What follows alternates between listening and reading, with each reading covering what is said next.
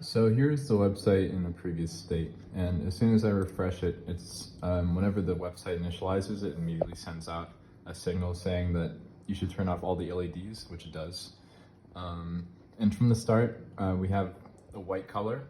If I brush across this canvas while I'm clicking, then it'll draw like that.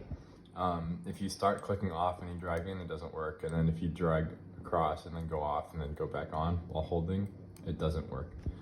So you have to start dragging on the canvas and going across.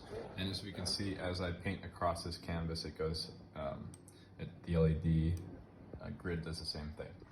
And then I can pick a new color on this color wheel, and I will draw that as well, and it will update on this grid here. And I pick another color, and I draw it, and it goes across the grid. So it does what I expect it to do. And then if I decrease the brightness on this, it just dims the LEDs that show up. And as you can see, it shows up like a really dark purple on here, and then here it just shows up as a dimmer purple. So the color matching across the website and the LED display is a little bit different.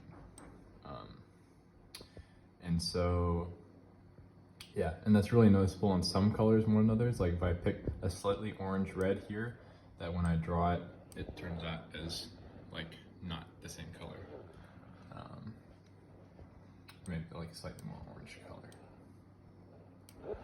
It turns out really orange here and only kind of reddish on the screen. Okay, and then one more problem that I encountered is that when I brush across really rapidly, it doesn't record all of the grids that I go across. If I just brush across, it only records a couple of those, and it still displays accurately on the LED from what's on the computer, but I have to drag more slowly if I want to get all the LEDs that I drag over.